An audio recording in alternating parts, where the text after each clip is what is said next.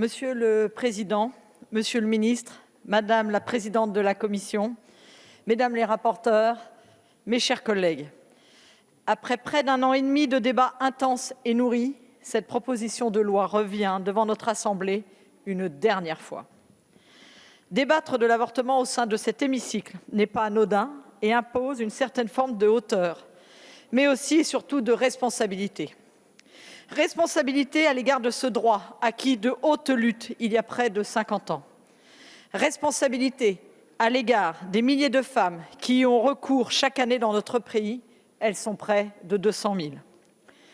Si dans notre pays, ce droit est aujourd'hui bien ancré, malgré quelques soubresauts conservateurs, nous constatons qu'il est fragilisé dans de nombreux pays, au sein même de l'Union européenne ou encore dans certains États américains.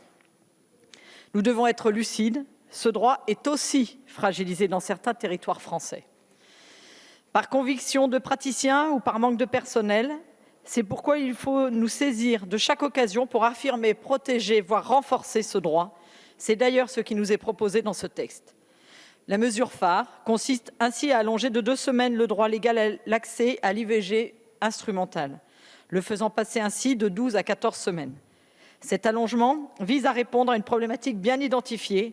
Chaque année, entre 3 000 et 5 000 femmes sont contraintes de se rendre à l'étranger pour avoir recours à un avortement, car elles ont dépassé le délai actuellement en vigueur en France.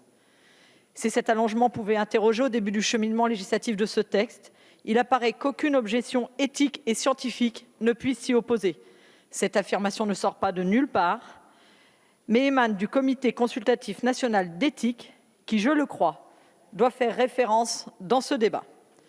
Félicitons-nous d'ailleurs de disposer de tels organes indépendants qui permettent d'éclairer les décisions politiques, là où d'autres pays se réfèrent à toute autre chose que la science sur ces questions. Toutefois, l'allongement des délais d'accès à l'IVG ne peut être l'alpha et l'oméga de notre politique de santé sexuelle et reproductive.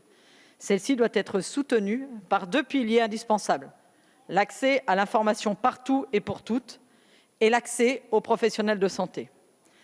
Ces 2 piliers sont aujourd'hui fragilisés pour des raisons reposant essentiellement sur des inégalités territoriales de santé.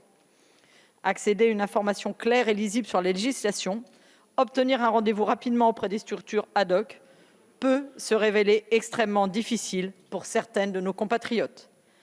Il est impératif de consolider toute la diffusion de la formation et son accessibilité, mais aussi tout le pan de notre politique de prévention relative aux grossesses non désirées, et ce, dès le plus jeune âge. En outre, le second pilier que constitue la possibilité d'accéder aux professionnels de santé appropriés rapidement souffre des conséquences du phénomène de désertification médicale. Il s'agit là d'un enjeu qui a fait l'objet de nombreux débats en cet hémicycle, et nombreuses sont les solutions qui ont été proposées. Notre groupe s'était saisi de cette question dès la loi de finances de sécurité sociale pour 2021, en faisant adopter une expérimentation permettant aux sages-femmes de pratiquer des IVG instrumentales, dont le décret paraissait en décembre dernier. Ce texte vient consolider et entériner cette initiative qui nous apparaît opportune à tous les niveaux. Cela vient agrémenter les avancées majeures obtenues ces derniers mois pour cette profession et renforce l'offre de soins sur le territoire. Cette proposition de loi aborde donc l'ensemble de ces questions, tentant d'y apporter des réponses. Bien sûr, les dispositions contenues dans ce texte ne sont pas consensuelles. Nous l'avons constaté au cours de ces 18 mois de débat.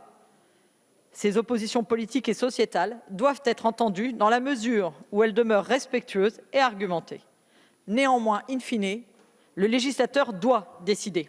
Il doit le faire en pesant chaque mot et argument sur ce sujet plus que n'importe quel autre. Il s'agit là d'un impératif démocratique. La discussion au fil de nos débats a été contrastée. Il est évident que nous ne sommes pas parvenus à un consensus de l'ensemble des bancs. Au sein même des groupes, les positions divergent. C'est le cas au sein de notre groupe démocrate qui laissera à chacun de ses membres une liberté de vote pleine et entière. Pour conclure, je veux vous livrer une réflexion personnelle.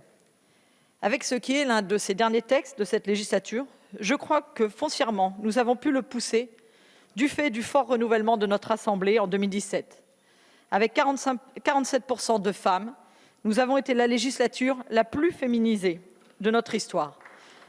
Je crois que cet état de fait nous a permis de pousser ces sujets sensibles, sociétaux et majeurs pour la condition des femmes, Et à cette lumière, le combat de Simone Veil est d'autant plus impressionnant. À la fin de ce chemin législatif, je veux avoir une pensée pour toutes ces femmes à qui nous pouvons apporter une réponse.